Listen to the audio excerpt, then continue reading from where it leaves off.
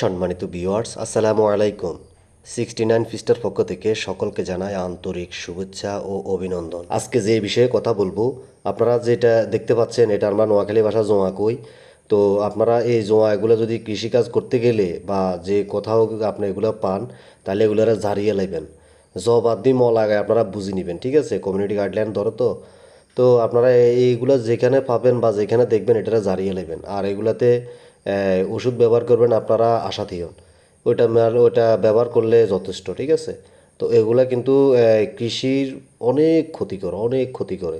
এগুলা গাছের পাতা খায়, এগুলা ফুলের ওই যে মধুগুলা আছে মধুগুলা খেয়ে নেয়, তারপরে ফলন খুব কম হয়। তো আপনারা এগুলা যদি দেখেন কোথাও বা কারো জমিতে আছে, তাহলে আপনারা এগুলারে ঝাড়িয়ে নেবেন, ঠিক আছে?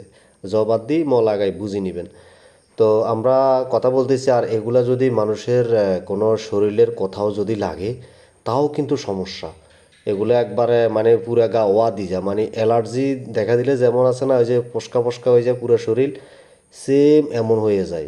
এগুলা যে পশম যেগুলো আছে, এগুলা শরীরের মধ্যে বিন্ধি যায়।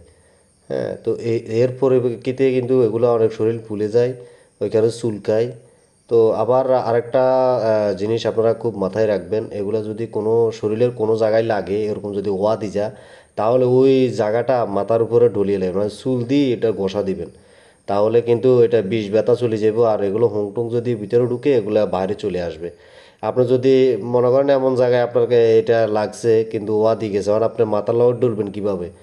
ওরকম কোনো সিচুয়েশন যদি পড়েন, তাহলে কিন্তু আরেকটা সিস্টেম আছে, অন্য কারো মাথার লগে বা চুল দিয়ে ডলা দিলে, তাহলে এখান থেকে আপনার মুক্তি পাবেন ইনশাল্লাহ।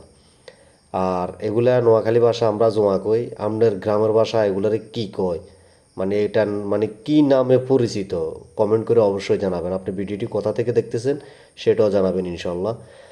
তো আর এগুলা বলছে কি, এগুলার দমন করার জন্য ব্যবহার করবেন আশাথিয়ন। আশাথিয়ন মানে অনেক ভালো কাজ করে।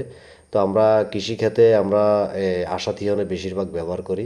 তো এটার কার্যকারিতা খুবই ভালো, খুবই কাজ করে। তো এর কারণে আমরা আশাথিয়ন ব্যবহার করি। তো সম্মানিত ভিউয়ার্স, আজকের ভিডিও আজ এই পর্যন্তই। কথা হবে নেক্সট কোনো আপডেটে। সকলেই ভালো থাকবেন, সুস্থ থাকবেন। আল্লাহ হাফেজ।